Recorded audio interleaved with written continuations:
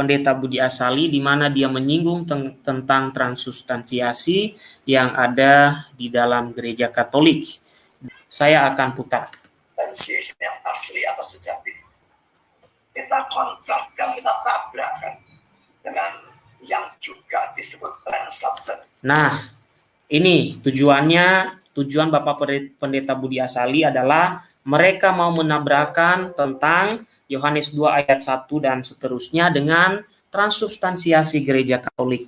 Oke lah kalau begitu Pak Budi Asali. Jadi tujuannya untuk menabrakan. Kalau Bapak tujuannya sudah tidak baik, sudah pasti apa yang mau dicapai juga tidak baik. Oke, kita lanjutkan. Tetapi sebetulnya adalah palsu. Pertama, saudara perlu tahu apa arti dari kata transubstantiation. Transubstantiation artinya a change of substance, perubahan zat atau substansi. Dalam mukjizat yang Yesus lakukan, betul-betul terjadi perubahan zat atau substansi dari air menjadi anggur. Saya tahu kalau air itu dalam kimianya itu H2O. Kalau anggur saya nggak ngerti. Saya bukan ahli kimia. Ini H2O berubah dan lautnya apalagi saya nggak ngerti. Tapi statnya betul-betul berubah. Dan dalam transubstantiation yang asli atau sejati ini, Anda juga tahu penampilan dan sebagainya. Dari air itu juga ikut berubah menjadi rasa, dan pasti juga tahu penampilan dan sebagainya dari anggur. Jadi kalau penampilannya air itu warnanya putih ya, penampilannya anggur itu warnanya merah. Baunya ya air ya bau air, anggur pasti baunya lain. Saya tidak tahu, tidak bisa gambarkan baunya bagaimana. Rasanya ya pasti beda. Dari mana kita tahu bahwa dalam transubstantiation yang Yesus lakukan, perubahan zat yang Yesus lakukan dari air menjadi anggur, rasa dan sebagainya itu berubah. Mari kita lihat ayat 9 dan ayat 10.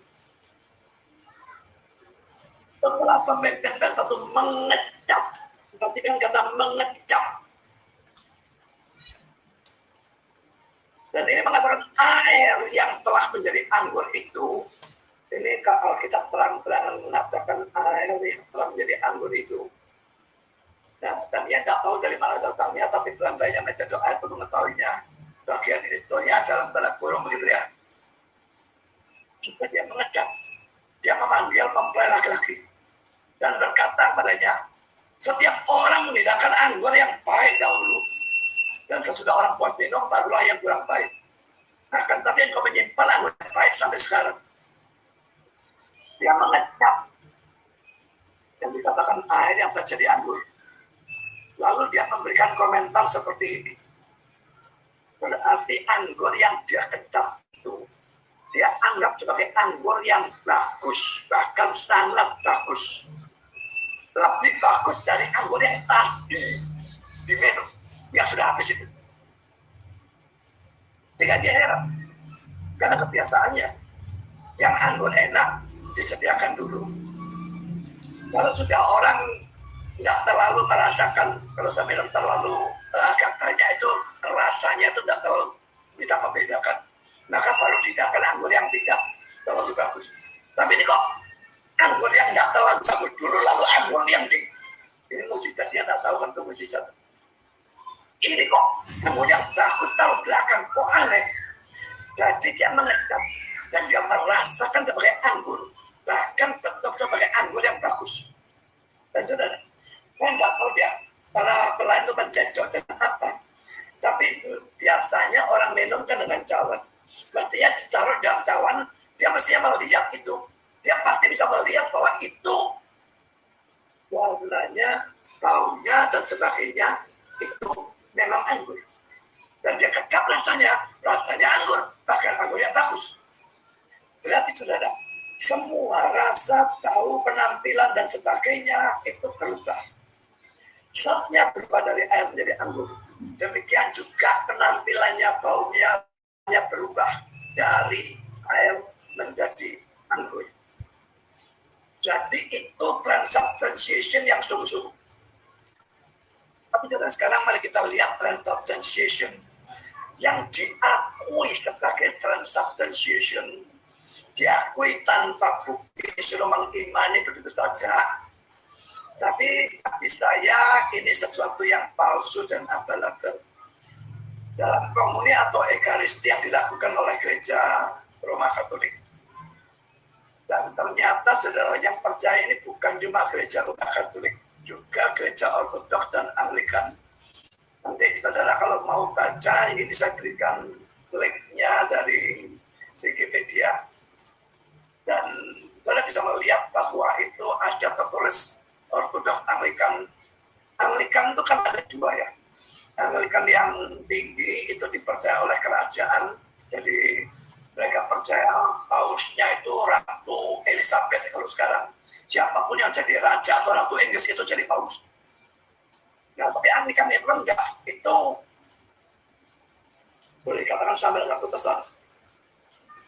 Yang Anglikan tinggi boleh dikatakan sama dengan Katolik. Jadi Anglikan yang di sini adalah Anglikan yang tinggi. Mereka juga percaya seperti gereja Katolik.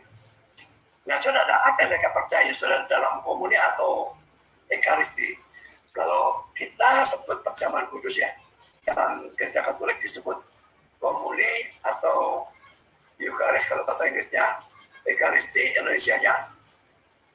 Dalam peristiwa itu dipercayai oleh mereka juga terjadi transubstantiation atau perubahan zat. Tapi perubahan zat apa?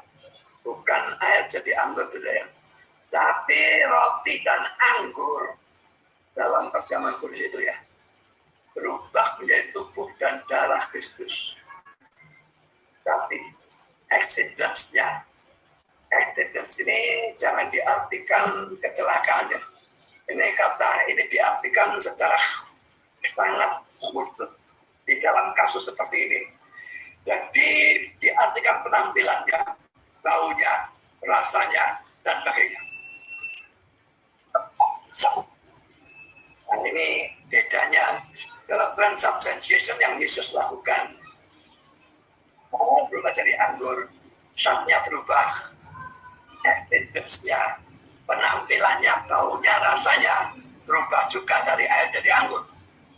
Tapi kalau dalam gereja Katolik ini, mereka mengakui, mempercayai terjadi perubahan zat. Roti dan anggur jadi tubuh dan darah Kristus. Tapi penampilannya, roti yang modelnya seperti roti, tidak lalu berubah jadi tubuhnya Kristus. Anggur, ya modelnya tetap anggur. Baunya tetap bau anggur, rasanya rasa anggur, roti juga semua tetap.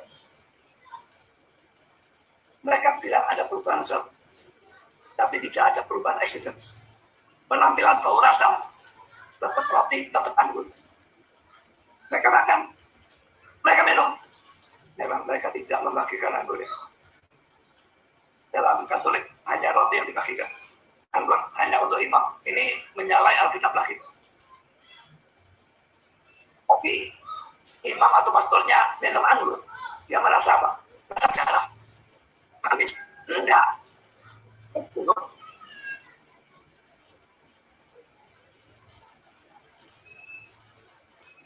Gereja Roma Katolik percaya bahwa pada saat pastor mengucapkan kata-kata bahasa Latin,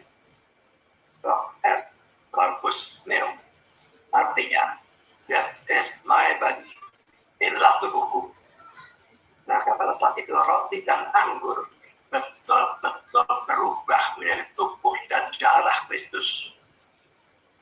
Argumentasi mereka, Yesus itu bilang, ini adalah tubuhku atau inilah tubuhku. Kalau terjemahan kita, pokoknya ini adalah tubuhku.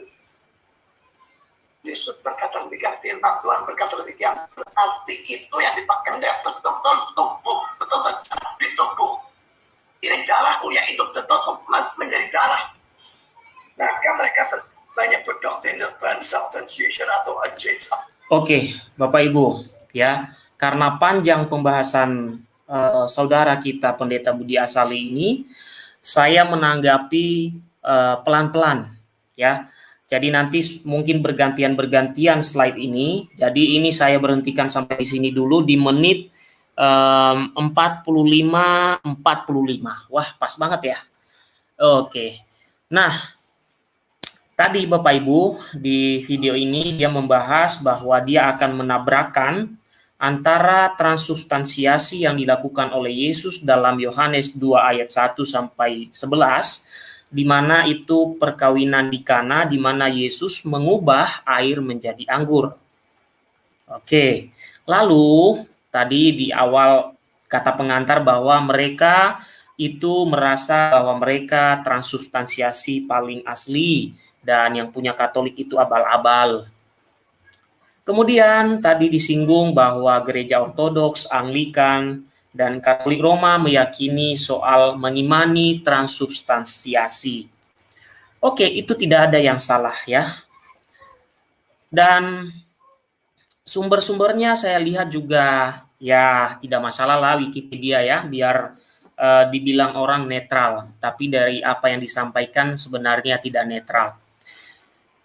Untuk di awal ini saya memberitahu bahwa padanan perikop yang dipakai oleh sang pendeta ini itu tidak nyambung dengan transubstansiasi yang dimaksud oleh gereja Katolik.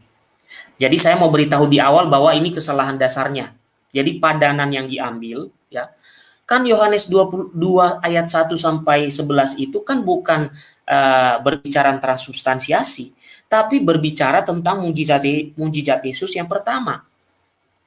Lalu pendeta ini menerjemahkan atau menafsirkan sendiri bahwa itu awal mula atau transubstansiasi yang asli. Lalu dia tabrakan dengan yang diyakini oleh gereja Katolik. Nah, karena Bapak Budi Asali memakai perikop dasar transubstansiasinya, maka sekarang saya tunjukkan perikop dasar transubstansiasi dalam gereja Katolik. Ya. Jadi saya pelan-pelan membahasnya, sehingga dari perikop itu tidak akan nyambung dengan Yohanes 2 ayat 1 sampai 11.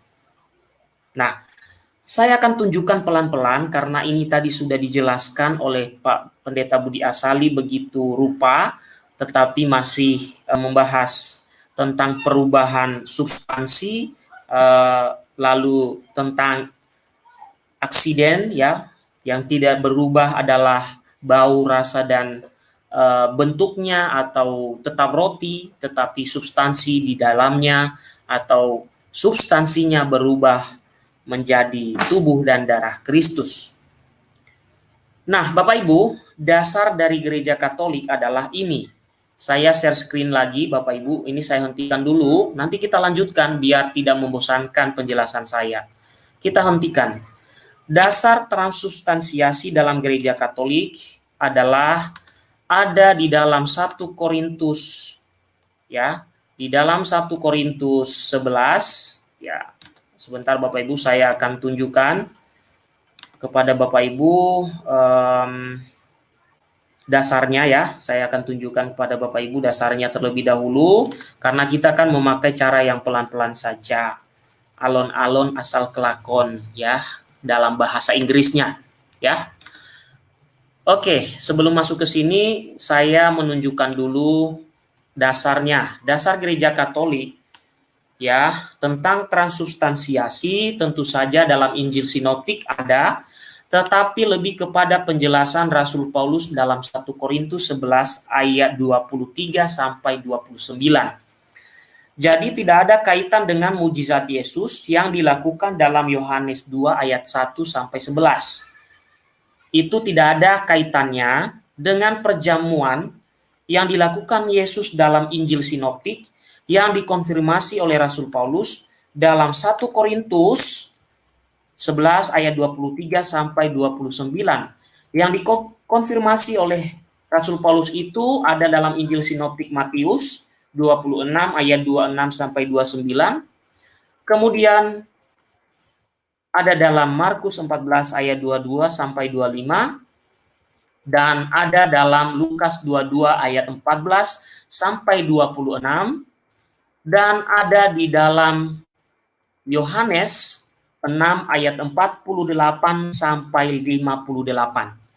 Jadi dari sini ya, di awal ini saya sudah mengatakan bahwa dasar yang dipakai oleh saudara kita Pendeta Budi Asali sudah keliru. Sudah keliru. Karena transubstansiasi yang dimaksud oleh Gereja Katolik adalah ketika Yesus mengadakan perjamuan malam terakhir. Bukan ketika melakukan mujizat di Kana. Di sini sudah ngaur, ya. Jadi dasar yang dipakai oleh pendeta ini sudah ngaur. Transubstansiasi Gereja Katolik itu terkait dengan perjamuan malam terakhir, bukan terkait mujizat Yesus di perkawinan di Kana. Ya, di situ saja sudah ketahuan kesalahan besar dari Bapak Pendeta Budi Asali. Mohon maaf ya Pak, Bapak pintar tapi mohon maaf untuk soal ini saya harus mengatakan Bapak salah. Ya, salah menangkap tentang transubstansiasi Gereja Katolik. Tapi Bapak masih merasa bahwa Bapak itu ya memakai transubstansiasi paling asli. Padahal transubstansiasi Gereja Katolik itu selalu terkait dengan perjamuan malam terakhir Yesus Kristus. Tidak terkait dengan Yohanes 2 ayat 1 sampai 11. Itu pembukaan dulu. Sekarang saya belum menjelaskan inti dari ayat-ayat yang saya tunjuk tadi sebagai kaitan yang berkaitan dengan transubstansiasi. Yang saya bantah adalah bahwa transubstansiasi dalam Gereja Katolik itu tidak ada kaitan dengan mujizat di Kana dalam Yohanes 2 ayat 1 sampai 11. Mohon maaf Pak, Anda tadi tujuannya di awal mengatakan untuk menabrakan transubstansiasi yang Anda pandang sebagai benar dengan yang kami yakini Pak. Anda mau menabrakkan kan tadi tujuannya, tetapi ternyata Bapak salah. Bapak salah arah, Pak. Bapak salah sasaran, Pak. Ya. Ya, Bapak salah sasaran. Bapak Budi salah sasaran, ya. Salah sasaran. Ya. Bapak Budi salah sasaran memandang transubstansiasi Gereja Katolik.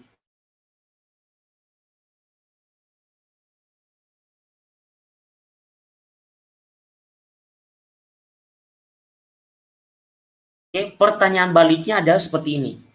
Saya mau tanya, dasar perjamuan kudus gereja Bapak itu sumbernya apakah dari Yohanes 2 ayat 1 sampai 11 atau dalam Injil Sinoptik di mana Yesus melakukan perjamuan malam terakhir?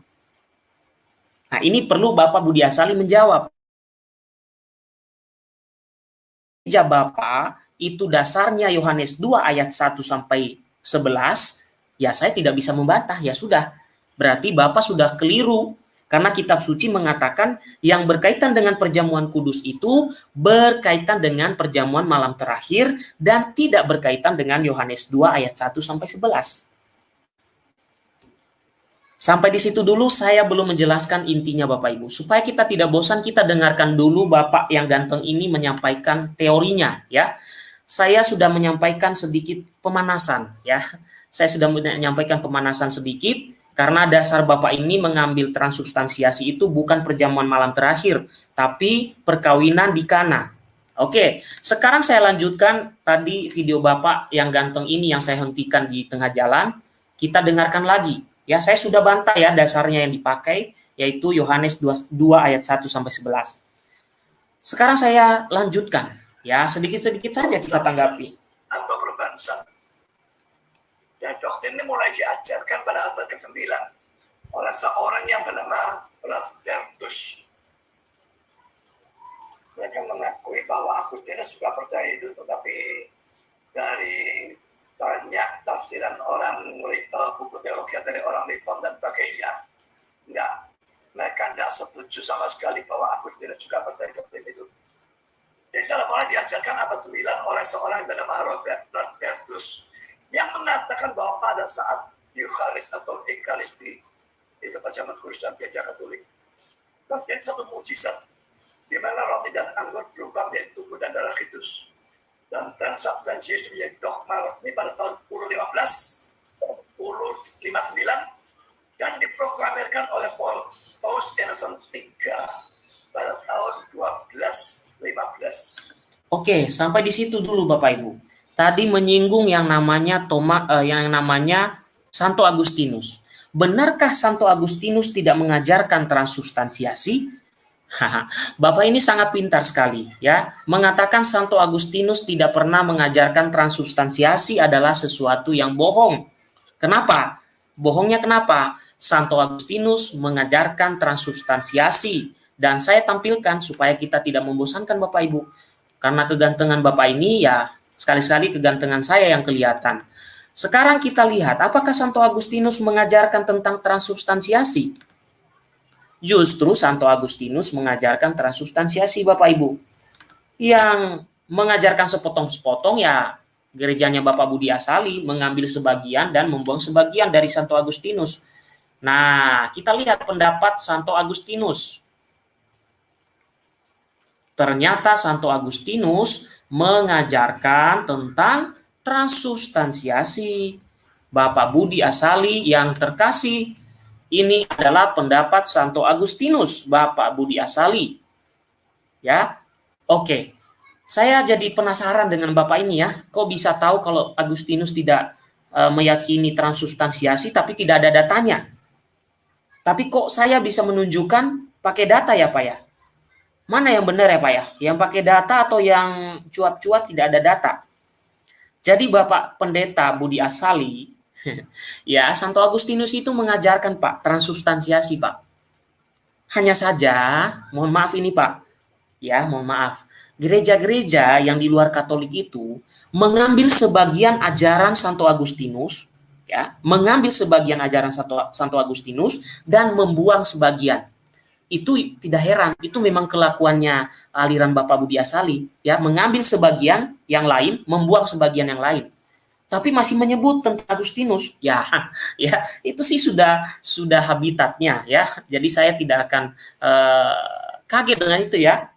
Oke ya, jadi Santo Agustinus memandang Bapak Ibu ya, bahwa sakramen Ekaristi itu sebagai realitas yang menandakan kehadiran Allah, dan Santo Agustinus itu membedakan antara kenyataan yaitu res dan kuasa atau virtus.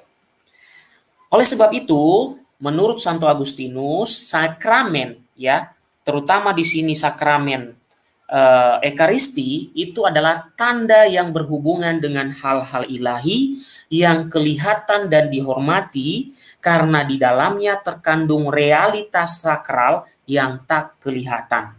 Perlu digarisbawahi yaitu kata realitas sakral yang tak kelihatan. Jadi jangan menuntut segala sesuatu harus kelihatan. Kalau menuntut segala sesuatu ya itu yang dilakukan oleh Bapak Pendeta dalam video ini. Ya. Percaya mujizat, tapi tidak percaya soal ini, ya. Jadi artinya meragukan kemahakuasaan Tuhan bahwa bisa melakukan mujizat dalam Ekaristi. Bagi saya, orang Katolik, saya meyakini bahwa dalam Ekaristi Tuhan melakukan mujizat. Maka saya tidak tertarik dengan mujizat-mujizat yang atas nama pastor siapa, meskipun PS itu saya kurang tahu itu PlayStation atau tester atau pastor atau apa. Nah itu kan di Indonesia sedang booming sekarang kan. Ya saya kurang tahu apa tujuannya ya. Itu kan bisa mengelabui orang awam juga dikira itu pemuka agama Katolik padahal bukan. Ya saya kurang tahu lah. Itu kan bebas aja. Tapi kalau di Indonesia sih sebagai yang biasa kita pakai umumnya ya pemuka agama itu ya jelas lah. Itunya nama-namanya, gelar-gelarnya harus jelas ya. Nah, kalau Bapak Pendeta Budi Asali menyangkal tadi Santo Agustinus tidak mengajarkan tentang transubstansiasi, maka itu adalah Bapak menyebarkan hoaks. Pak, Bapak mungkin di dalam menyampaikan firman Tuhan itu menganggap bahwa sedang menyampaikan firman Tuhan. Tetapi Bapak sedang menyampaikan kebohongan-kebohongan, Pak. Ya, tanpa mengutip data Santo Agustinus. Oke, saya lanjutkan, sepertinya ada lanjutan dari pendapat Santo Agustinus ini ya. Oke, oh belum, sudah selesai ya, hanya sedikit yang saya muat di sini ya. Jadi Santo Agustinus itu mengajarkan tentang transubstansiasi Bapak Ibu, tentang sakramen Ekaristi. Jadi tidak pernah Santo Agustinus menolak transubstansiasi seperti apa yang disampaikan Bapak kita Pendeta Budi Asali.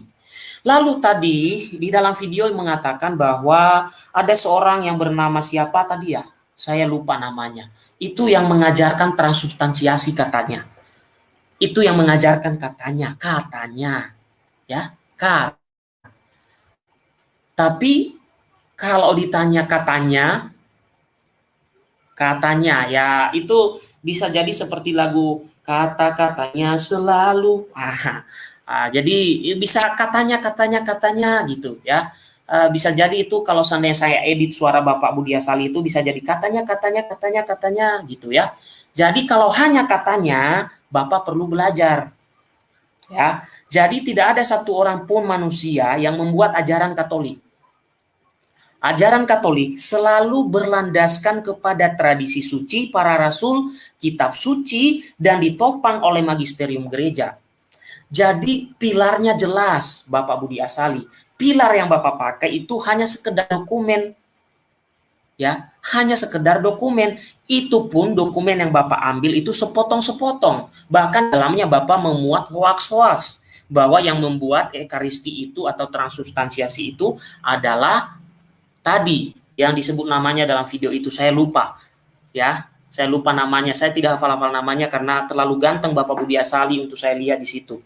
Oke, sampai di sini kita kembali lagi ke videonya ya. Kita pelan-pelan saja untuk melihat kegantengan Bapak ini ya, supaya kita tidak bosan ya, supaya kita semakin semangat juga mendengarkan dengan baik. Oke, kita lihat kelanjutan dari video Bapak Pendeta Budi Asali. Ya, Bapak Pendeta ini membuat saya semangat belajar. Terima kasih Bapak. Mungkin Bapak juga seorang dosen teologi. Saya kira Bapak ini doktor juga kali ya. Kapan-kapan bolehlah saya diskusi dengan Bapak lah ya. Oke. Oh iya, tadi yang belum saya jawab, apakah Paus Innocentius ketiga pada tahun 1215 itu atau dogma resminya tahun 1059? Saya kira Bapak kalau hanya memakai data ini, Pak, ya, kurang lengkap, Pak. Kurang lengkap. Karena tahun-tahun yang Bapak sebutkan itu bukan lagi tahun penetapan atau tahun pembuatan transubstansiasi. Karena transubstansiasi itu sudah ada dalam kitab suci, Pak. Ya, nanti saya tunjukkan, ya. Saya tunjukkan. Setelah ini saya tunjukkan. Ya, oke. Kita lihat dulu videonya. Pada waktu sidang gereja, nanti kita akan melihat. Dan saudara, nanti saudara tahu atau tidak, Thomas Aquinas ini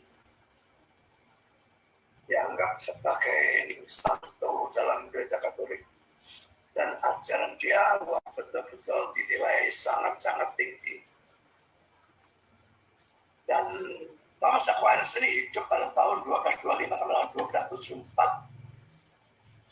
Dan di sini saya memberikan kutipan kata-kata dia, cuma ini dulu saya memberikan sumber kutipan. Dan pada waktu sekarang ini kembali mau cari, saya tidak bisa menemukan. Tapi saya baca bukunya dia, sekalipun tak menemukan kata-kata persis seperti ini. Jelas bahwa dia memang mengajarkan yang seperti ini. Anggap saja ini inti dari pengajaran dia. Ya, jadi itu tidak perlu diragukan. Sekalipun saya tidak bisa menemukan kata-kata yang persis, saya cari dimanapun, saya tidak bisa mendapatkan kembali. Sebab dari roti dan anggur berubah menjadi tubuh dan darah Kristus pada saat komuni. Sementara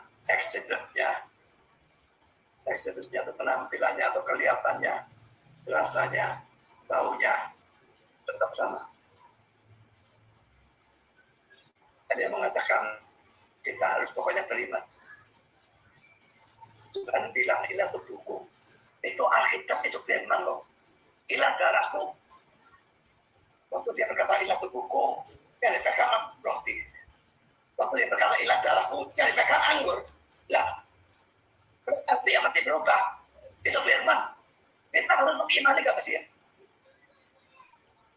Karena saudara, kata-kata ini adalah tubuhku dalam bahasa Alkitab. Itu sangat banyak ini adalah ini, atau A adalah B. Diartikan A sebagai simbol dari B. Kita melihat misalnya dalam perumpamaan tentang lalang di antara gandum. Musuh itu adalah iblis dan sebagainya. Gandum itu adalah apa, lalang adalah apa. Oke, saya tertarik untuk menanggapi lagi Bapak Ibu. Ya, mungkin agak lama ya pembahasan ini jadinya, tapi nggak apa-apa lah ya. Mudah-mudahan dengan begini ya Bapak Budi Asali sehat-sehat aja ya. Oke, Bapak Ibu, tadi mengutip tentang teori Santo Thomas Aquinas, tetapi tidak tahu lagi sumbernya di mana. Karena tujuannya tidak baik, Pak, makanya hilang sumbernya, Pak. Tujuan Bapak mengambil itu tujuannya tidak baik, makanya hilang. Terus Bapak tulis di bawahnya, ini transubstansiasi yang abal-abal. Bapak membandingkan tentang perumpamaan ilalang di antara gandum, ya, membandingkan itu dengan kata-kata Yesus dalam perjamuan malam terakhir. Nah, nanti saya tunjukkan kitab sucinya, Pak. Sekarang kita bermain sola-solaan, ya.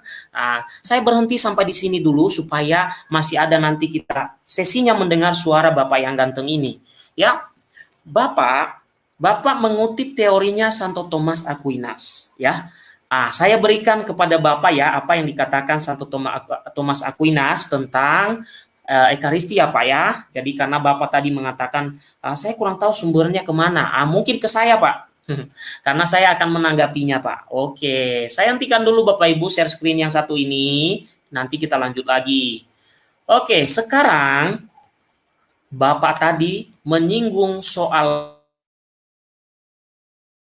Yesus mengangkat piala itu, dan kata Bapak yang ganteng tadi bahwa yang diangkat oleh Yesus adalah roti, yang diangkat oleh Yesus adalah anggur, dan itu artinya itu hanya simbol, kata Bapak Budi Asali.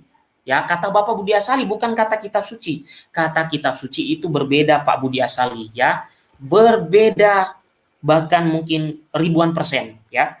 Berbeda. Bapak membandingkan soal tadi ilalang di antara gandum, lalu Bapak mengatakan itu berarti simbol, ya. Ketika Yesus malam terakhir mengangkat roti dan anggur, Bapak mengatakan itu simbol. Sekarang kita melihat dari konfirmasi Rasul Paulus atas apa yang dilakukan oleh Yesus pada malam perjamuan terakhir, ya.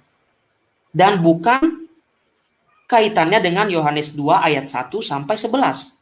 Itu Bapak tadi sudah keliru dari situ mengambil sumber untuk membantah transubstansiasi gereja Katolik. Itu keliru, Pak.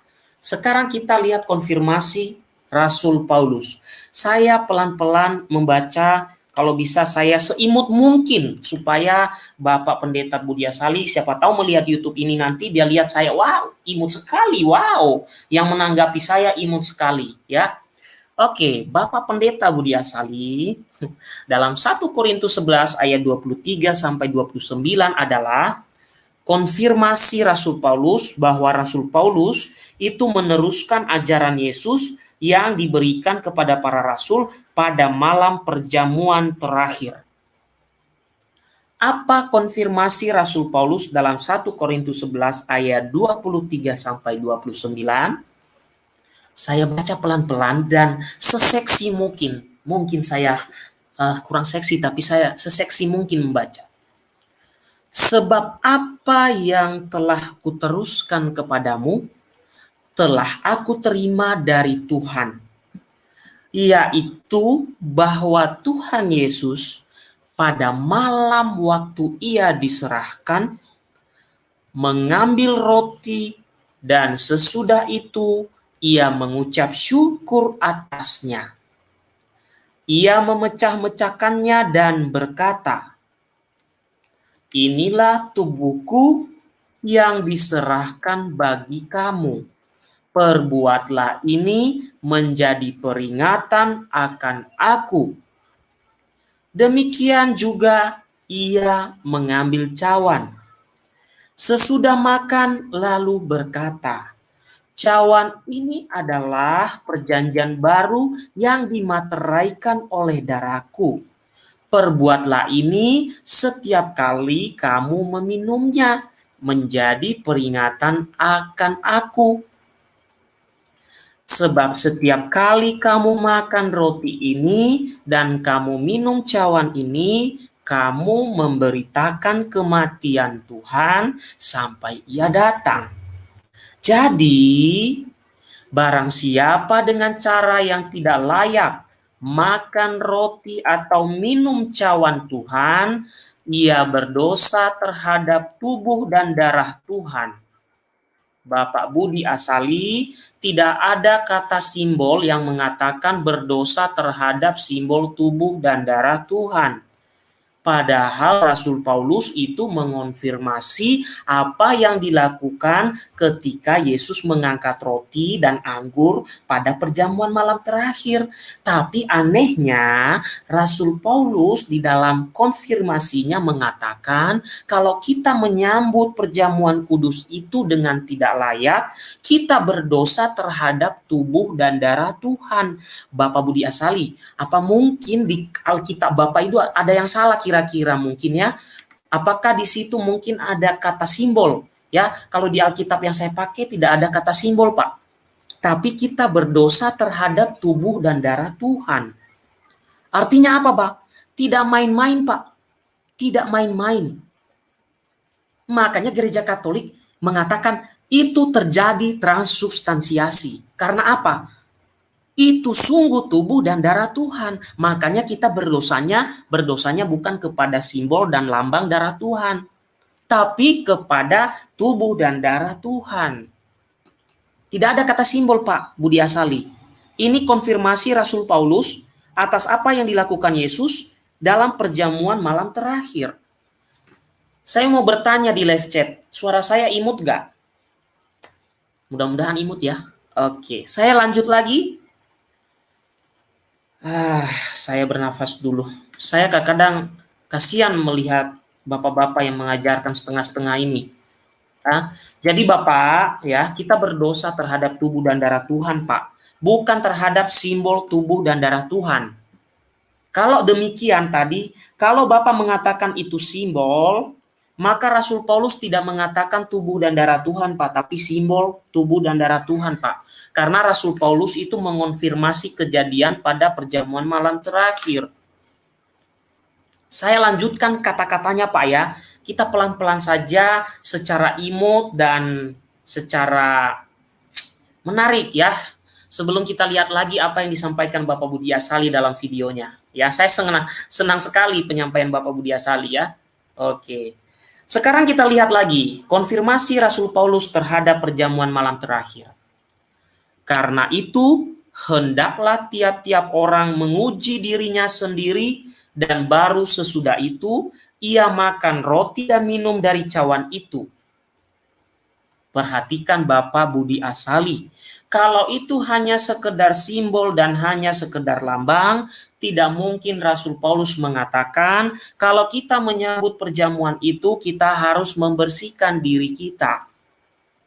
Kalau di dalam Gereja Katolik dikatakan, Pak Budi Asali, kalau seseorang mempunyai dan merasa telah melakukan dosa berat, misalnya perceraian, perzinahan, perselingkuhan, atau korupsi, atau apalah, yang penting itu adalah dosa berat, itu diajak supaya untuk sementara waktu harus menghentikan menyambut komuni sebelum mengaku dosa. Ya, kalau sudah mengaku dosa, baru diperbolehkan kembali karena itu dosa berat, karena tidak layak. Kalau tidak layak, tadi di ayat di atas, Pak, kata-kata di atas, berdosa terhadap tubuh dan darah Tuhan, bukan berdosa terhadap simbol dan lambang darah Tuhan. Lalu dikatakan apa, Pak? Perhatikan, Pak, yang Bapak katakan sebagai simbol itu ternyata membawa dosa loh, Pak. Bahkan sangat berat, Pak. Ya. Dikatakan pada bagian akhir ya, 1 Korintus 11 ayat 23 sampai 29, pada bagian akhir konfirmasi Rasul Paulus mengatakan seperti ini. Karena barang siapa makan dan minum tanpa mengakui tubuh Tuhan, ia mendatangkan hukuman atas dirinya. Bapak Budi Asali, saya kurang tahu Bapak mau mengakui kitab ini atau tidak ya, 1 Korintus 11 ayat 23 sampai 29 ini. Karena di bagian terakhir ayat ini ada suatu kecaman yang cukup keras kalau kita tidak mengakui tubuh Tuhan. Perhatikan di sini, Pak. Kalau kita tidak mengakui bahwa itu tubuh dan darah Tuhan, Pak, kita mendatangkan hukuman atas diri kita. Begini Pak, Bapak tadi mengatakan itu simbol.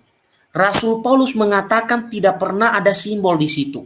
Yang dilakukan pada malam perjamuan terakhir, Rasul Paulus mengonfirmasi tidak ada kata simbol. Bahkan Rasul Paulus menegaskan kalau kita tidak layak menyambutnya, lalu tetap menyambut perjamuan itu, kita berdosa terhadap tubuh dan darah Tuhan. Bukan terhadap simbol, bukan terhadap lambang. Juga Rasul Paulus di bagian akhir malah lebih keras lagi, Bapak. Bapak yang ganteng, kayak sekuteng, oke. Dikatakan bahwa, ya, karena barang siapa makan dan minum tanpa mengakui tubuh Tuhan, Pak. Ya, tanpa mengakui, Pak. Coba, Bapak tadi tidak mengakui kan, mengatakan itu simbol kan? Nah, sekarang saya itu paling sola scriptura, Pak. Memakai ini, Pak. Saya paling sola scriptura ini. Ya.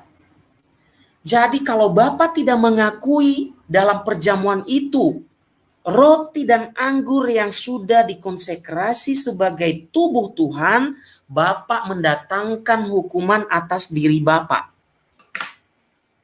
Ini bukan kata saya, Pak, tapi kata Rasul Paulus mengonfirmasi apa yang dilakukan oleh Yesus pada perjamuan malam terakhir.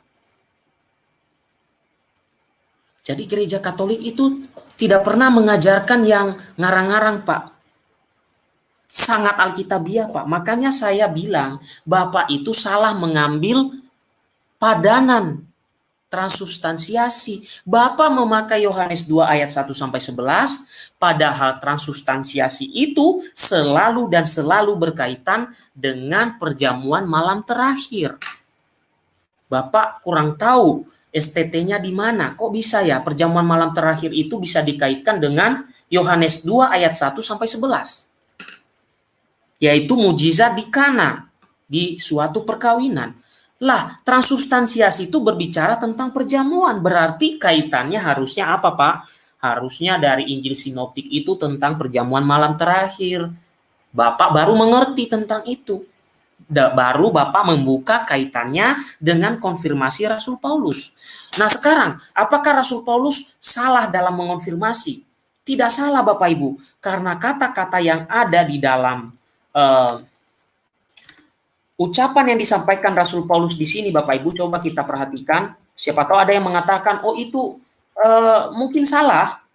Rasul Paulus mengatakan, ya ini pada malam waktu ia diserahkan, ia mengambil roti sesudah mengucap syukur, ia memecah-mecahkan roti itu, ya, dan berkata, inilah tubuhku yang diserahkan bagi kamu, perbuatlah ini menjadi peringatan akan aku. Demikian ia mengambil cawan sesudah makan lalu berkata, cawan ini adalah perjanjian baru yang dimeteraikan oleh darahku. Perbuatlah ini setiap kali kamu meminumnya menjadi peringatan akan aku. Nah, di mana kita bisa melihat bahwa konfirmasi Rasul Paulus itu benar? Di sini Bapak yang terkasih, bukan di Yohanes 2. Ya, bukan Yohanes 2 di perkawinan di Kana. Itu Bapak melenceng jauh, Pak Budi Asali. Di sini, Pak, di Matius 26 ayat 26 sampai 29, kata-kata yang dikutip oleh Rasul Paulus itu ada di sini.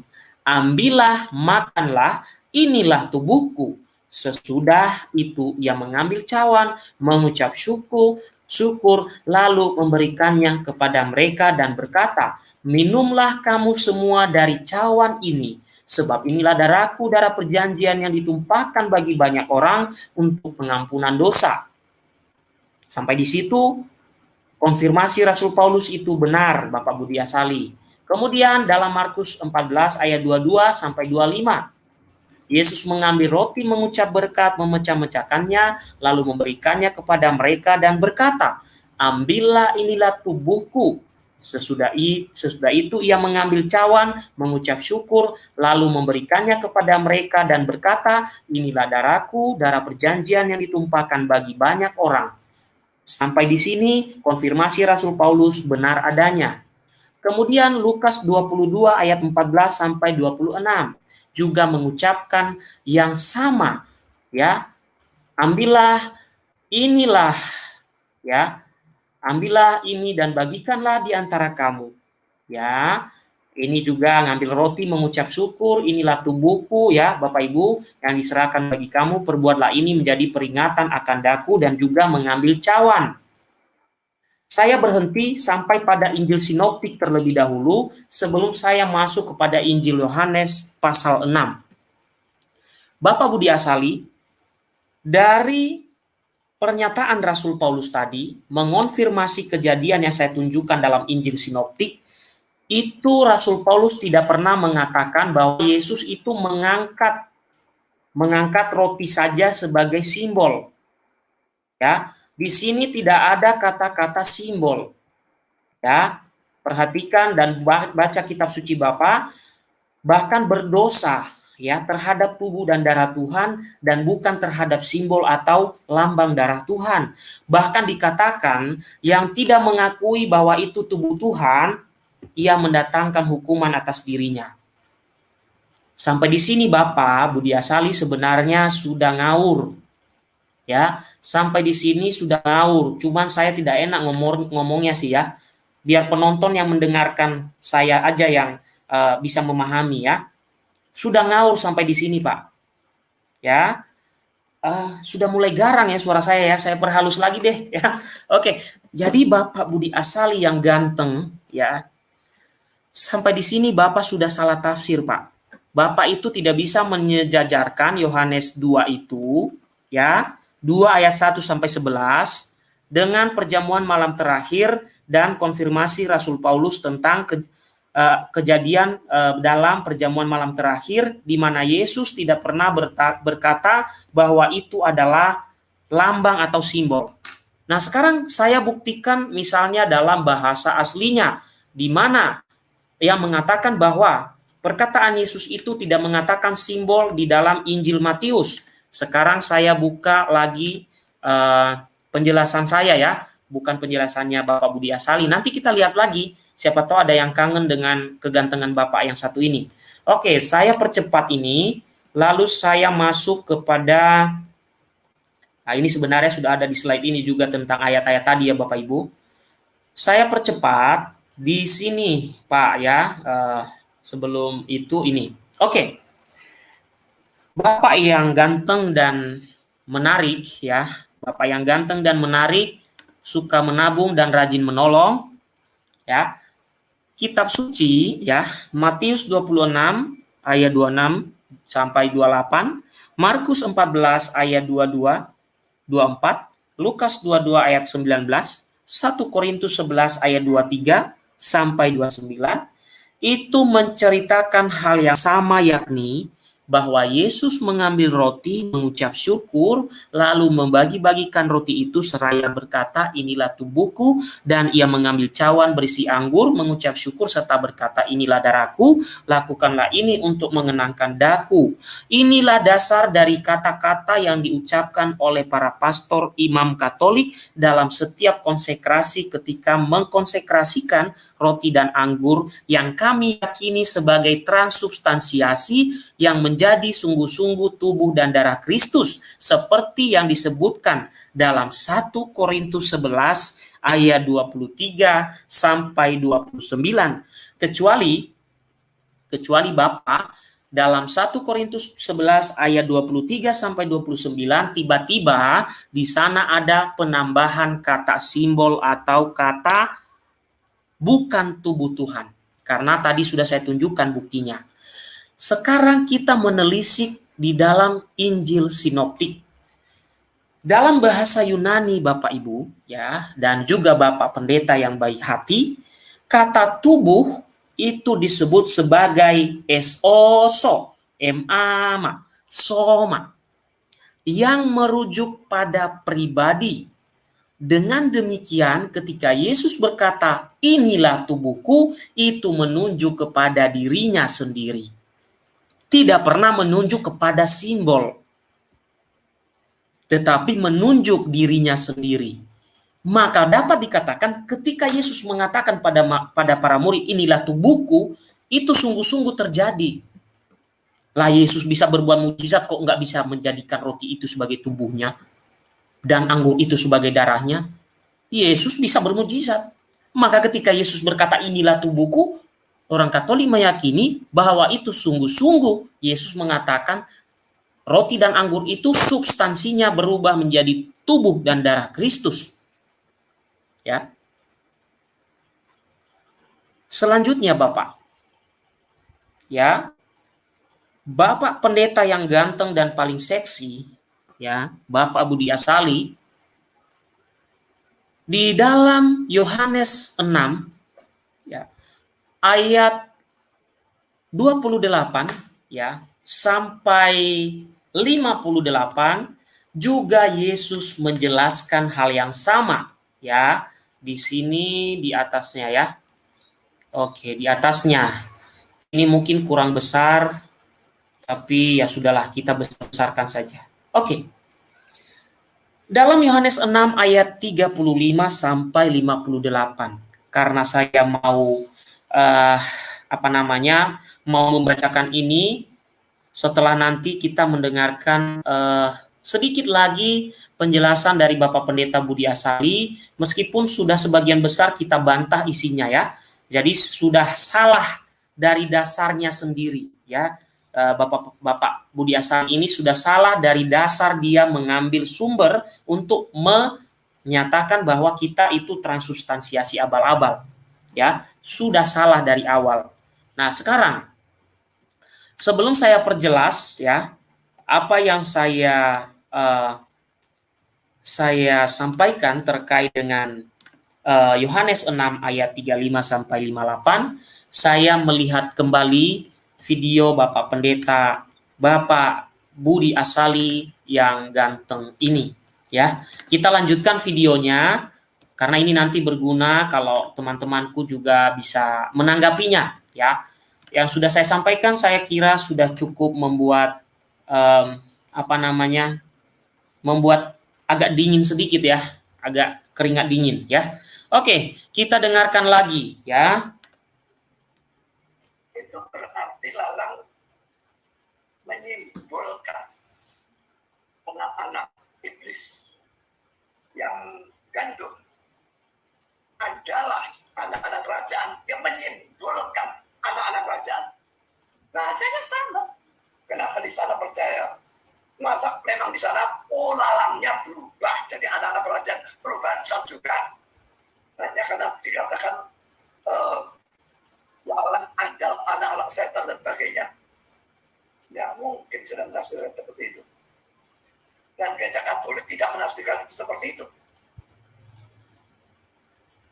Di sini hanya kadang tidak ini ada tubuhku. Dia berkata jadi berbangsa. Saudara, argumentasinya sama sekali hancur kalau memang mau diperdebatkan. Jadi karena itu saya berkata ini adalah transubstantiation yang abal-abal. Dan saya berikan komentar-komentar dari orang-orang Protestan ya. Debat mengatakan ini dinyatakan oleh penulis kudus sebagai suatu mukjizat, yaitu suatu usaha atau aktivitas dari kuasa ilahi menghasilkan suatu perubahan zat dari air menjadi anggur yang tak ada kuasa manusia bisa lakukan. Ya, Oke, Bapak Ibu, saya merasa sampai di sini saya harus stop apa yang disampaikan oleh Pendeta Budi Asali. Saya stop kenapa? Dasarnya sudah ngawur. Ya, dasarnya sudah ngawur. Saya tidak mau mendengarkan lagi. Dasarnya sudah ngawur. Ya. Membandingkan ya ilalang dan gandum dengan transubstansiasi yang ada dalam 1 Korintus 11 ayat 23 sampai 29 yang tidak menyebutkan simbol sama sekali. Lalu di sini Pendeta Budi Asali mengatakan transubstansiasi Katolik itu abal-abal. Pak, kalau Bapak ingin berdebat, ya, Bapak tadi mengatakan akan runtuh, ya, keyakinan ini kalau diperdebatkan. Boleh, Pak.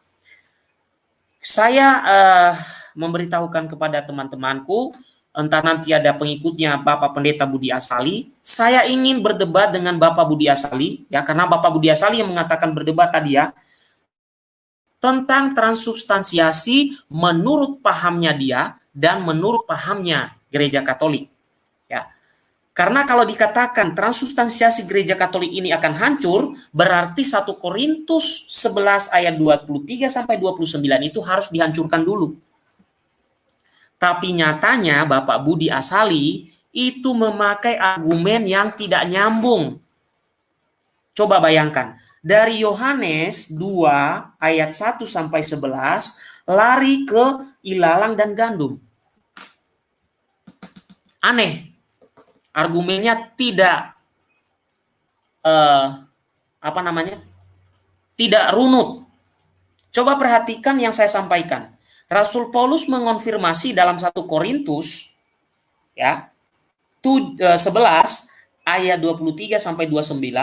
Kemudian konfirmasi itu kita bisa buktikan di dalam Injil Sinoptik, di mana perjamuan kudus itu dilakukan oleh Yesus.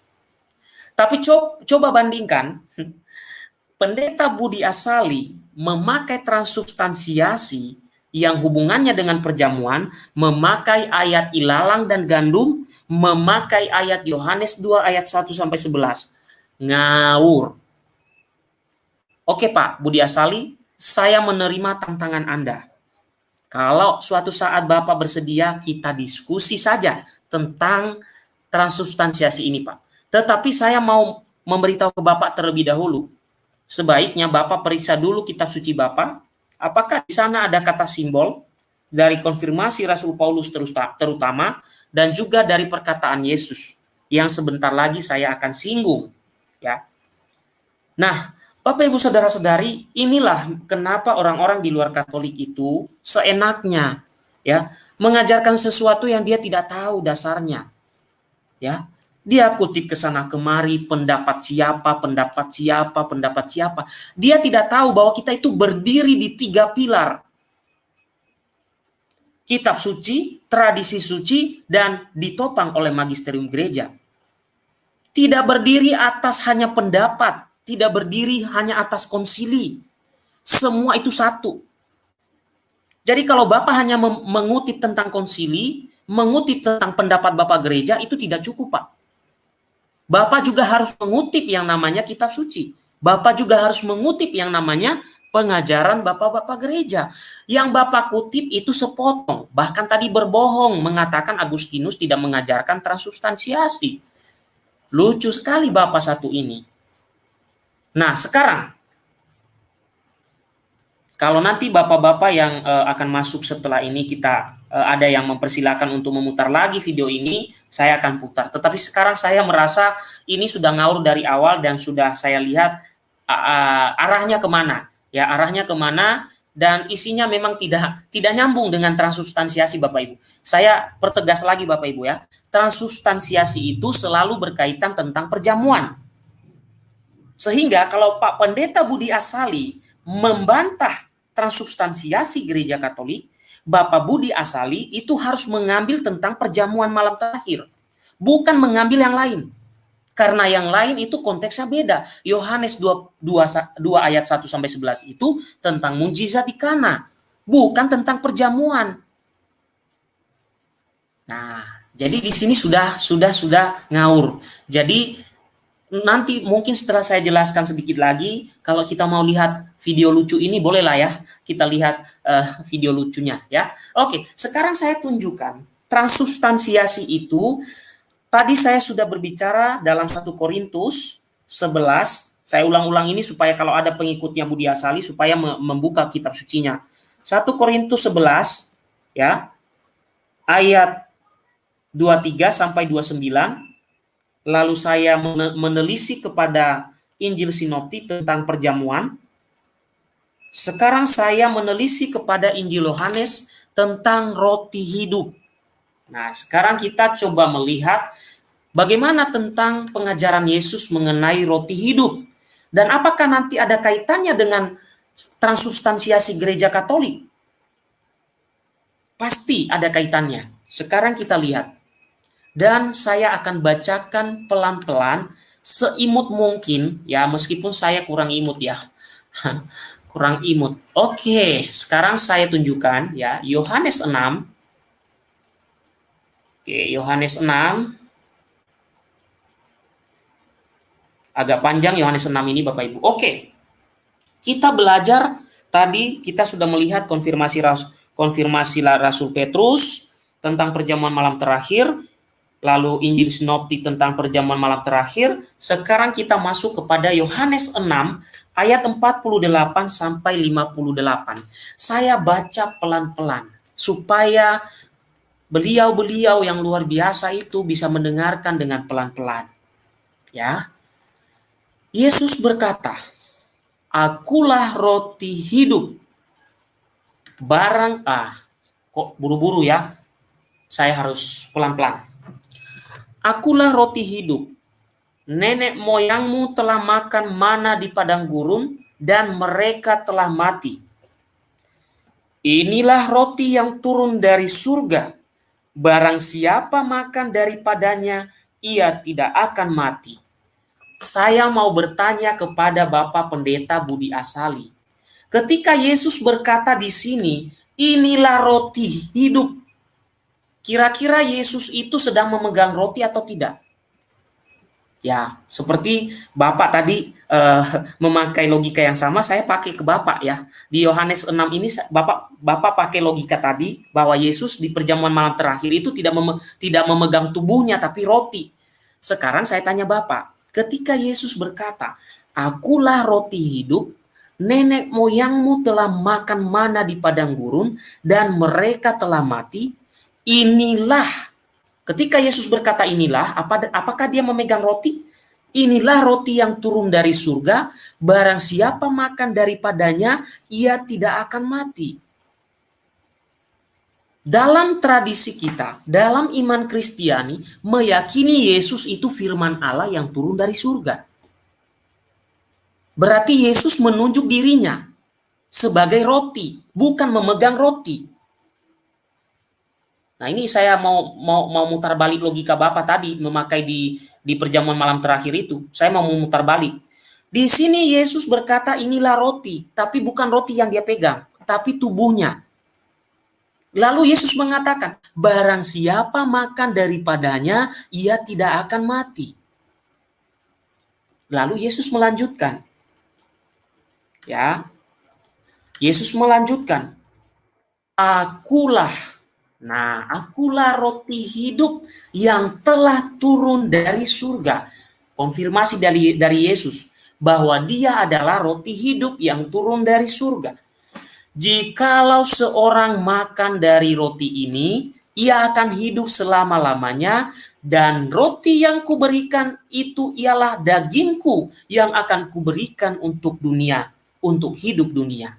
Perhatikan Pak, Yesus mengatakan dia, akulah roti hidup yang turun dari surga. Dirinya Pak, dirinya. Lalu Yesus mengatakan, jikalau seorang makan dari roti ini, ia akan hidup selama-lamanya. Roti apa yang dia berikan? Dagingnya. Dagingnya. Nah, di sini nanti muncul reaksi orang Yahudi yang kurang lebih sama. Kurang lebih sama reaksinya dengan yang Bapak sampaikan dalam video itu. Anda merasa aneh kan? Kenapa kok Yesus bisa memberi dagingnya kepada orang Katolik dalam bentuk hosti? Ya mungkin kalau pada zaman orang Yahudi mungkin salah satu yang melempari Yesus mungkin Bapak Budi Asali. Ya, karena Yesus berkata, jikalau seorang makan dari roti ini ia akan hidup selama-lamanya, dan roti yang kuberikan itu ialah dagingku yang akan kuberikan untuk hidup dunia. Nah, dikatakan Pak Pendeta, orang-orang Yahudi berantem di antara mereka, Pak. Seperti Bapak tadi, berantem di antara kelompok Bapak sendiri. Tapi membawa-bawa Katolik. Katolik nggak ada, nggak ambil pusing itu ajaran Bapak itu. Tapi kalau ajarannya Bapak salah, ya Katolik menyatakan salah. Ya, karena Bapaknya campur aduk tadi kan, ngaur kemana-mana. Ya, Bapak Ibu, setelah Yesus mengatakan bahwa yang dia berikan sebagai roti hidup itu adalah dagingnya, orang-orang Yahudi bertengkar antara sesama mereka dan berkata, bagaimana ia ini dapat memberikan dagingnya kepada kita untuk dimakan? Bapak Budi Asali mengatakan, bagaimana mungkin hosti yang sudah didoakan dan dikonsekrasi dalam gereja Katolik bisa menjadi tubuh dan darah Kristus? Mirip dengan orang-orang Yahudi ini. Jawaban kepada Bapak Pendeta Budi Asali berasal dari sang guru kita, yaitu Yesus. Menjawab Bapak Pendeta Budi Asali yang ragu-ragu tentang apa yang Bapak bahas dalam video itu. Jawaban Yesus apa? Jawabannya ini, Pak Pendeta. Ya, jawabannya apa? Maka kata Yesus kepada mereka, aku berkata kepadamu, sesungguhnya jikalau kamu tidak makan daging anak manusia dan minum darahnya, kamu tidak mempunyai hidup di dalam dirimu. Barang siapa makan dagingku dan minum darahku, ia mempunyai hidup yang kekal, dan aku akan membangkitkan dia pada akhir zaman. Lalu Yesus mengonfirmasi lagi dengan sungguh-sungguh, sebab dagingku adalah benar-benar makanan dan darahku adalah benar-benar minuman. Pak Pendeta, Yesus tidak mengatakan sebab tubuhku adalah simbol. Dan saat Yesus berkata itu tidak sedang memegang dagingnya, Pak, atau roti, Pak. Ya, tidak sedang memegang roti, Pak. Tidak sedang memegang darahnya, Pak. Tapi Yesus mengatakan seutuhnya dirinya sebagai makanan. Ya.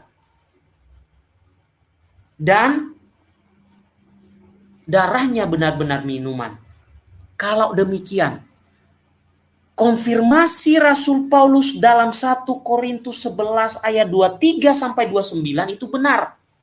Bahwa kalau kita menyambut perjamuan ini secara tidak layak, kita berdosa terhadap tubuh dan darah Tuhan. Karena apa? Karena Yesus mengatakan, sebab dagingku adalah benar-benar makanan dan darahku adalah benar-benar minuman. Maka ketika kita mengikuti perjamuan itu secara tidak layak dan menyambutnya, maka kita berdosa terhadap tubuh dan darah Tuhan. Ini hanya bisa terjadi kalau Bapak Budi Asali tidak memotong-motong dan memutilasi kitab suci, tetapi melihatnya dalam satu kesatuan. Tetapi kalau Bapak Pendeta memutilasi kitab suci, seperti tadi Pak terjadinya, akhirnya ngaur kemana-mana, nggak nyambung, jaka sembung bawa golok, nggak nyambung, titik-titik. Ya, Yesus mengatakan, sebab dagingku adalah benar-benar makanan dan darahku adalah benar-benar minuman. Oke, supaya kita tidak penasaran, apa kata Rasul Paulus tadi, Bapak Ibu? Kita sampai di sini dulu bagian ini. Apa kata Rasul Paulus tentang memakan roti dan anggur? Coba kita lihat. Ya, kita lihat di atas. Ya, apa kata Rasul Paulus pada bagian terakhir suratnya? Ya. Supaya saya tidak dikatakan mengarang-arang. Saya berkata padanya saja, ya. Ini kata Rasul Paulus Bapak Budi Asali. Kata Rasul Paulus, barang siapa menyambut secara tidak layak, ia berdosa terhadap tubuh dan darah Tuhan. Tidak ada kata simbol, Pak. Lalu, barang siapa tidak mengakui tubuh Tuhan, ia mendatangkan hukuman atas dirinya, Pak. Dan konfirmasi ini ternyata sudah ada di dalam Injil Yohanes. Selain di dalam Injil Sinoptik yang tadi saya sudah sampaikan. Yesus mengatakan di sini bahwa memang ya, dagingku adalah benar-benar makanan dan darahku adalah benar-benar minuman. Bapak Budi Asali hanya menemukan di dalam Ekaristi di mana kami mengajarkan transubstansiasi, bahwa Roti dan anggur sungguh-sungguh, substansi roti dan anggur itu berubah menjadi tubuh dan darah Kristus. Memang Anda melihat itu anggur, Anda melihat itu roti, tetapi substansinya berubah menjadi sungguh-sungguh tubuh dan darah Kristus. Kalau nanti ada yang salah di bagian itu, tolong diberitahu kepada saya, Bapak Ibu. Di sini Yesus mengatakan dan dikonfirmasi oleh Rasul Paulus di dalam suratnya. Lalu Yesus mengatakan, barang siapa makan dagingku dan minum darahku, ia tinggal di dalam aku dan aku di dalam dia. Saya percepat Bapak Ibu, sama seperti Bapa yang hidup mengutus aku dan aku hidup oleh Bapa, demikian juga barang siapa yang memakan aku akan hidup oleh aku. Inilah roti yang telah turun dari surga, bukan roti seperti yang dimakan nenek moyangmu dan mereka telah mati. Barang siapa makan roti ini, ia akan hidup selama-lamanya. Jaminannya apa, Bapak Pendeta? Barang siapa makan roti ini, ia akan hidup selama-lamanya. Ya, sampai di sini teori dari Bapak Budi Asali ngawur. Yang kita cermati dari pihak denominasi itu semangatnya baik untuk bersatu ya. Tapi ketika ada persatuan, sebenarnya yang bercabang-cabang dan yang berada di luar lapangan itu melempari batu kepada gereja Katolik. Ini yang di posisi kita ketika kita mau bersatu benar-benar, tapi benjol-benjol gitu. Nah, kita punya hak dong tentunya untuk menjawab ya. Ketika menjawab, hendaknya dengan bijak disikapi bahwa banyak ya denominasi yang masih seperti itu, mental-mental masih anak kecil ya. Namun terus nanti diarahkan bahwa ya kita lah yang kurang ini ya menyambut persatuan kurang hikmat. itu. Iya, kurang hikmat. Itu yang kita sesalkan demikian. Mungkin perlu juga ini Bang ya, sekedar ketok pintu, kemudian ketok jidat, lalu kita mundur satu langkah. Perlu kita siapkan data ya, apa sih yang menjadi poin teologis dari Martin dengan Calvin, dengan Zwingli, mungkin saat ini ya kalau bisa, secara online saja, begitu kalau bisa ini, mohon maaf. Sebab kelihatannya banyak juga sih kaum proti-proti yang imut-imut itu nggak memahami bahwa mereka pikir dengan mengikuti ajaran lain itu sudah benar gitu ya, atau merasa diri sama dengan gereja-gereja yang lain seperti Ortodoks atau Katolik gitu. Itu yang perlu kita sampaikan sih kalau bisa sore ini. Setahu saya dalam hal ini Martin Luther itu sampai akhir hayatnya masih mempercayai banyak dogma, banyak ajaran gereja Katolik seperti Maria tetap perawan ya, kemudian Maria Bunda Allah, kemudian tentang Ekaristi, yaitu benar-benar tubuh Kristus yang substansial ada di Ekaristi Katolik ya. Justru lewat aliran Calvinis lah yang menentang, sebagai murid Calvin itu menentang sangat, sampai mereka berpisah pada saat itu. Nah, saya tadi berusaha untuk mencari ketika Pak Suto menyampaikan pendapatnya, namun belum berhasil ya. Kemudian ya, ada juga aktivitas sedikit di sini yang mengganggu. Jadi mungkin saran aja gimana kalau kita sampaikan itu. Mungkin dari literasi, referensi yang Pak Gia punya, bisa ditampilkan lebih baik itu Pak. Itu dari saya Pak. Memang Pak, mereka itu kalau kumpul mungkin lebih baik membicarakan perpuluhan, kemudian ngerumpi. Begitulah kalau arisan bapak-bapak, Pak Suto. Oh gitu ya.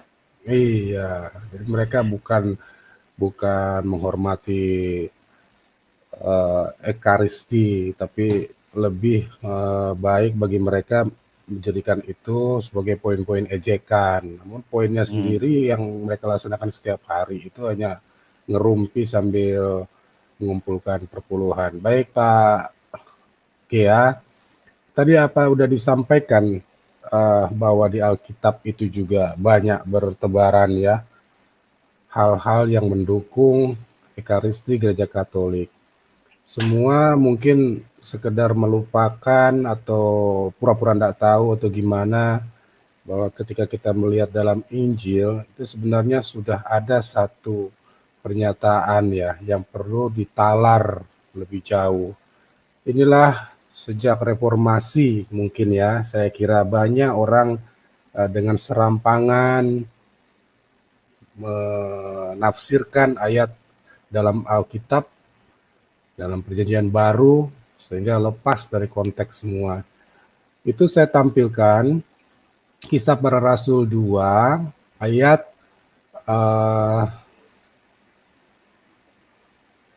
ayat 42 ya, ini saya garis bawahi. Muncul ya Pak Gea ya di situ ya. Saya Ya, bacakan muncul. bunyinya, mereka bertekun dalam pengajaran rasul-rasul dan dalam persekutuan, dan mereka selalu berkumpul untuk memecahkan roti dan berdoa. Ini kata-kata ini sulit dipahami para proti-proti ini. Mereka lebih baik mencela kekatolikan, kemudian menghinanya di depan publik. Padahal seharusnya mereka harusnya lebih dewasa lagi untuk mencari bahwa dasar iman mereka itu berakar dari mana. Beberapa waktu kan kita sudah terus menyampaikan hal ini sebagai tanggapan ya. Semoga kita tidak terlarut menanggapi mereka, malah ikut-ikutan berdosa menghina mereka. Tapi baiklah kita tampilkan apa yang bisa publik lihat sedunia, bahwa ini semua bukan buatan, namun ada ajarannya, ada dasarnya. Kemudian tadi saya sempat kirim Pak Gia di 1 Korintus ya, 1 Korintus 10 kalau tidak salah, 1 Korintus 10 ya, ayat 15 sampai 16. Nah, di sini pengajaran Rasul Paulus. Aku berkata kepadamu sebagai orang-orang yang bijaksana, pertimbangkanlah sendiri apa yang aku katakan. Bukankah cawan pengucapan syukur yang atasnya kita ucapkan syukur adalah persekutuan dengan darah Kristus? Bukankah roti yang kita pecah-pecahkan adalah persekutuan dengan darah Kristus? Nah, ini pernyataan Paulus di Korintus bahwa Ekaristis sudah ada sejak saat itu. Entah bagaimana ya pemikirannya. Saya mau share screen satu lagi Bang Gea. Selanjutnya dapat diteruskan ya. Oke, Pak RT.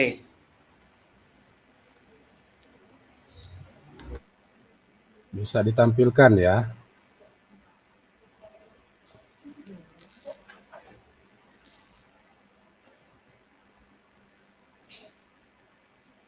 Ya, sudah tampil tadi Pak RT. Ya. Oke.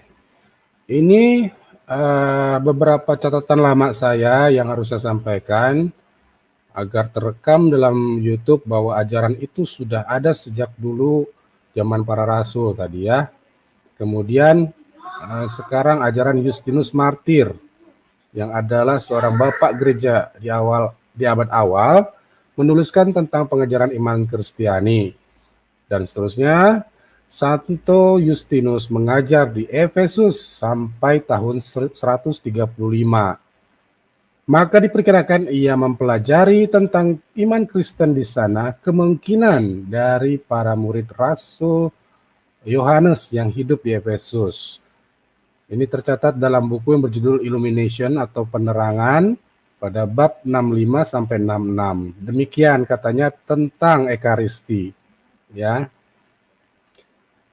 Tetapi kami, setelah kami membaptisnya, yaitu ia yang telah menjadi percaya dan taat pada ajaran kami membawanya ke tempat di mana mereka yang disebut jemaat dikumpulkan, supaya kami bersama dapat mempersembahkan doa-doa kusuk untuk kami maupun untuk mereka yang dibaptis, dan semua orang di mana-mana, supaya kami dianggap layak.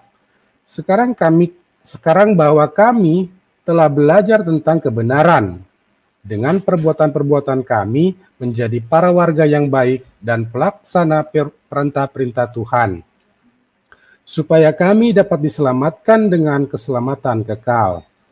Setelah doa-doa tersebut selesai, kami menghormati satu dengan yang lainnya. Lalu dibawalah kepada pemimpin jemaat roti dan piala anggur yang dicampur dengan air. Dan ia mengambil itu, memberi pujian dan kemuliaan kepada Bapa alam semesta melalui nama Allah Putra dan Roh Kudus, dan mempersembahkan ucapan syukur yang cukup panjang, karena kami dianggap layak untuk menerima semua ini dari tangannya. Itu poinnya. Jelas di sini bahwa ucapan syukur, ya, kumpul bersama, menuangkan anggur yang dicampur dengan air, kemudian memecah roti, itu adalah salah satu yang dikerjakan pada dahulu karena sudah ada Ekaristi. Nah, itu. Kemudian kalau diizinkan, kemarin juga saya sudah sebetulnya menayangkan. Ada jejak yang disebutkan oleh saudara kita tentang pengajaran, tentang tentang penindasan gitu ya, penindasan yang diterima oleh umat perdana oleh tanpa ragi. Tapi tidak usahlah saya tampilkan di sini, menyangkut hak cipta, dan hanya 3 poin itu saja yang berasal dari catatan Bapak Gereja dan Alkitab saja sudah membuat Budi Asali itu menjadi pendeta sesat menurut saya, Pak. Terima kasih, Pak. Oke, saya setuju dengan Pak RT ya. Karena dari awal saya sudah mengatakan bahwa ayat yang dia pakai untuk membantah transubstansiasi itu sudah ngawur, ya.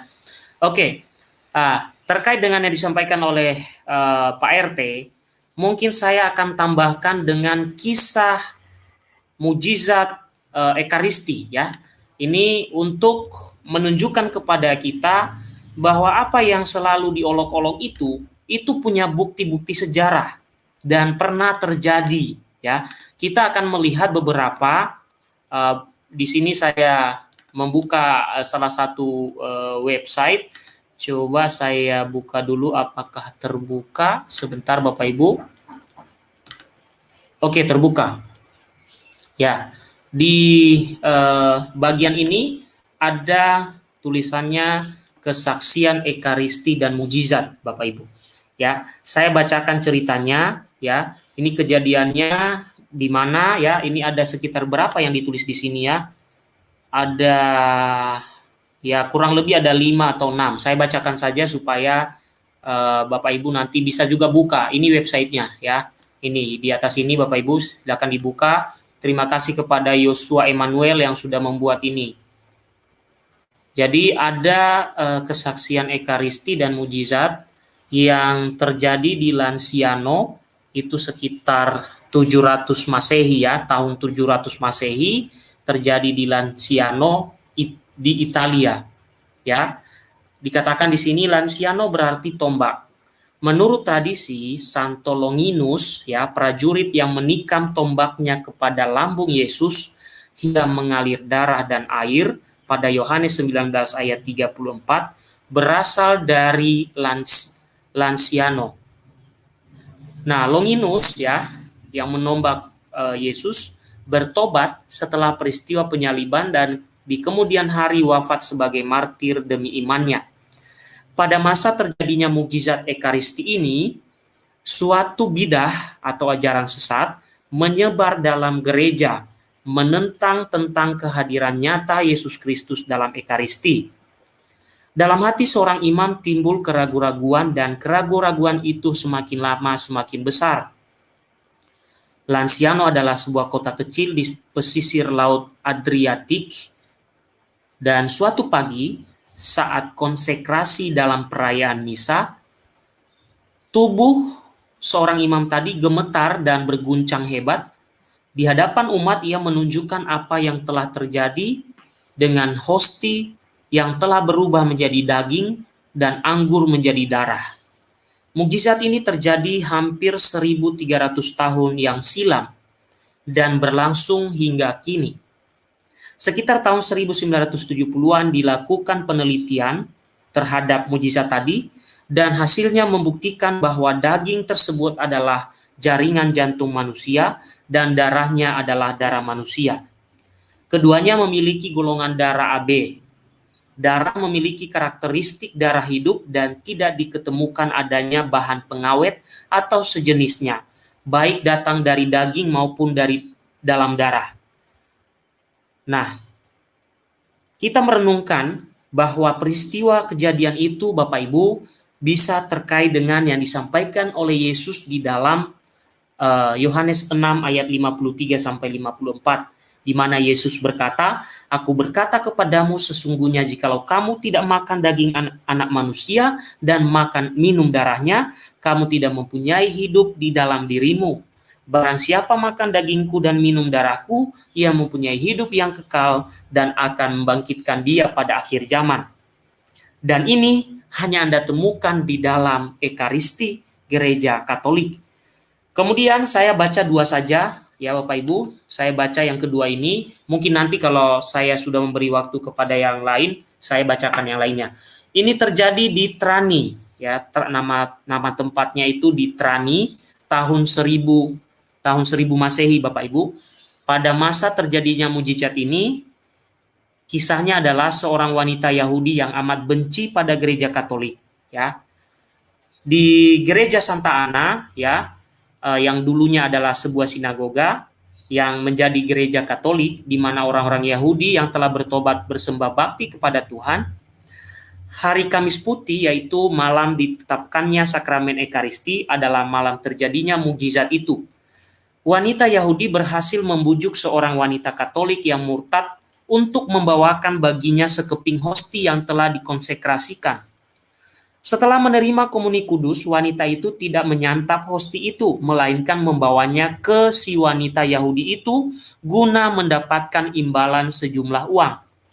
Si wanita Yahudi kemudian pergi ke tungku dapur dan menjerangkan periuk yang telah diisinya dengan minyak. Ketika minyak dalam periuk itu mendidih, ia melemparkan hosti kudus itu ke dalamnya. Wanita itu sangat terkejut ketika hosti berubah menjadi daging dan mulai mengeluarkan banjir darah. Wanita Yahudi itu amat ketakutan sementara darah terus membanjir hingga meluber keluar periuk. Para tetangga berdatangan untuk melihat mengapa ia berteriak-teriak. Maka ia menceritakan kepada mereka apa yang telah terjadi. Beberapa wanita bergegas melaporkan kepada imam yang segera datang dan melihat darah yang membanjir. Imam mengambil daging dari periuk dan membawanya ke katedral Trani, sebuah monstra perak berhias indah dirancang khusus bagi Kristus. Di tengah monstra ditempatkan dua bagian kecil dari hosti yang tergoreng itu. Warna sebagian besar hosti adalah coklat tua dan hosti yang tercelup darah itu tidak mengalami kerusakan. Hosti disimpan dengan hormat serta dapat dilihat di katedral. Selama berabad-abad dilakukan penyelidikan Bapak Ibu dan dianalisa mujizat Ekaristi ini. Dan pada tahun 1384, Paus Urbanus ke-6 mengunjungi Trani dan menyatakan bahwa hosti secara ajaib tidak mengalami kerusakan. Suatu pengakuan yang mengagumkan atas transubstansiasi yang ditentang mentah-mentah oleh saudaraku Budi Asali. Segeralah Anda bertobat dan baca mukjizat-mukjizat yang terjadi ini. Yang pertama, ya. Yang pertama Bapak Ibu, dari video Budi Asali yang disampaikan di YouTube itu, sejak awal saya buka, dia menyinggung tentang transubstansiasi, dia sudah punya niat yang jahat dengan mengatakan bahwa kita mau menabrakkan transubstansiasi yang diajarkan oleh Budi Asali dengan orang Katolik. Tetapi sayangnya, karena kejahatan sudah ada di mindsetnya, maka apa yang terjadi? Dia mengutip Yohanes 2 ayat 1 sampai 11 dan tentang ilalang dan gandum sebagai serangan untuk menyerang transubstansiasi yang selalu berkaitan dengan perjamuan kudus. Dengan kata lain, Budi Asali itu seperti Jaka Sembung bawa golok. Tidak nyambung. Dia membahas soal mujizat di Kana, membahas soal ilalang dan gandum, itu tidak nyambung dengan transubstansiasi yang selalu berkaitan dengan perjamuan malam terakhir dalam Injil Sinoptik, dalam Injil Yohanes bab 6, pasal 6, dalam 1 Korintus 11 ayat 23 sampai 29. Itu dasar-dasar kitab suci yang jelas tentang transubstansiasi dan bukan Yohanes 2 ayat 1 sampai 11 atau ilalang dan gandum atau dan lain sebagainya yang dia ambil di dalam video itu. Itu hanya sepotong-sepotong dan tidak kena sasaran yang dia bahas. Itu makanya saya katakan Jaka Sembung bawa golok, goloknya ketinggalan, lalu ada maling, lalu memotong lehernya. Nah, itu kelalaian maksud saya. Lalai. Menyampaikan sesuatu secara akademik, tetapi sasaran yang mau dituju dia tidak tahu. Ya, ibaratnya orang buta menuntun orang buta. Itu yang pertama. Yang kedua, Bapak Ibu, tadi saya membaca pemahaman tentang Ekaristi dari 3 orang tokoh pendiri Protestan arus utama. Pertama, Martin Luther, itu mengajarkan tentang Ekaristi, bahwa Ekaristi itu kehadiran Tuhan itu sama dengan kita mendoakan makanan kita dan minuman kita, atau mendoakan barang-barang kita. Itu sama saja seperti itu.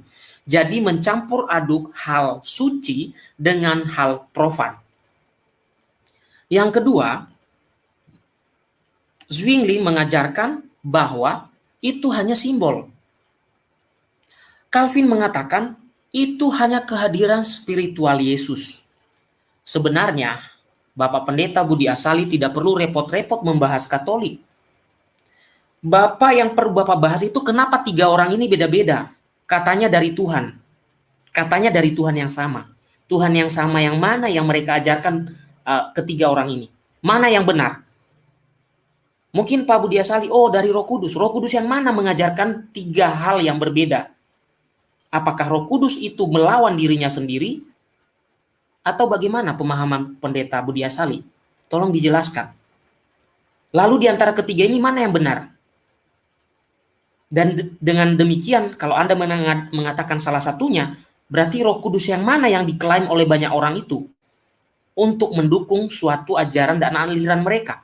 Roh Kudus yang mana? Kok dia menabrak dirinya sendiri? Yang di A dia mengatakan begini, yang di B dia mengatakan begitu, yang di C dia mengatakan begini. Mana yang benar? Roh Kudus itu pelin-pelankah atau bagaimana? Jangan-jangan teman-temanku ini sedang menghujat Roh Kudus dengan ajaran-ajaran yang bermacam-macam itu. Itu yang kedua. Yang ketiga, teman-temanku yang di luar Katolik, saya dulu memang seseorang juga mantan yang bukan Katolik. Karena saya dari sana, saya merasa, saya hanya sharing saja kepada kalian yang bukan Katolik. Sebelum saya menjadi Katolik, pemikiran saya itu sama dengan kalian. Sama. Saya berpikir Katolik itu semua yang diajarkan buatan paus, buatan manusia. Tapi ingat Bapak Ibu, saya mendapatkan itu bukan karena saya mempelajari sejarah atau mendalami kitab suci. Tapi karena saya mendengarkan kata penatua saya, kata pendeta saya, kata orang-orang di gereja saya. Bukan karena belajar. Maka dari itu, saya bilang kepada saudara-saudaraku, kalau Anda mendengarkan apapun pengajaran dari pendetamu, buktikan dengan mempelajari sejarah, kembali ke akarmu, kembali ke gereja Katolik, lihat dokumen-dokumennya, jangan hanya lihat sebagian seperti Budi Asali. Lihat pendapat Bapak Gereja, lihat dokumen-dokumen Bapak Gereja, lihat kitab sucinya, dan coba Anda lihat secara holistik, secara keseluruhan. Jangan dilepas-lepas satu sama lain, diambil yang ini, lalu yang ini dibuang, lalu ini dihilangkan seperti yang dilakukan dalam videonya Budi Asali. Dia hanya mengambil sebagian pendapat Bapak Gereja, dia hanya mengambil sebagian kitab suci yang tidak nyambung sama sekali, seperti jaka sembung bawa golok tadi tidak nyambung sama sekali. Maka dari itu saya mengajak teman-temanku di luar Katolik, sebelum Anda berkata tentang Katolik, buktikan dulu. Buktikan dulu dengan cara apa? Pelajari dengan benar-benar literatur tentang gereja perdana, yaitu gereja Katolik. Karena gereja Katolik itu kaya dan banyak sekali yang perlu Anda pelajari. Anda itu, kalau saya berkata sombong, Anda itu ya 16 abad tidak ada dalam sejarah. Ini bukan sombong, ini sejarah. 16 abad tidak ada dalam sejarah, maka saya menyuruh Anda pelajari 16 abad di mana Anda hilang dalam sejarah, itu pelajari. Supaya tidak ucuk-ucuk muncul lalu ngomong pelajaran yang didapat kapan? Yang didapat abad ke-16. Yang kamu ketinggalan zaman. Ketinggalan zaman karena apa? Ya itu kan kehilangan dalam sejarah itu cukup 16 abad itu kan cukup banyak yang terjadi di situ. Kamu hilang dalam sejarah kekristenan. Kamu muncul kemudian, lalu pendapat-pendapat yang kamu punya, yang kamu anut itu rekonstruksi dari ajaran yang dibuat oleh manusia-manusia yang ego. Ya, yang ego. Itu yang kalian pertahankan saat ini. Ajaran-ajaran manusia-manusia ego. Ya. Itu saja kata closing statement dari saya. Mohon maaf kalau agak tajam sedikit, memang harus berkata apa adanya, karena mereka juga berkata seenaknya saja kan. Jadi kita juga berkata apa adanya. Terima kasih kepada Pak RT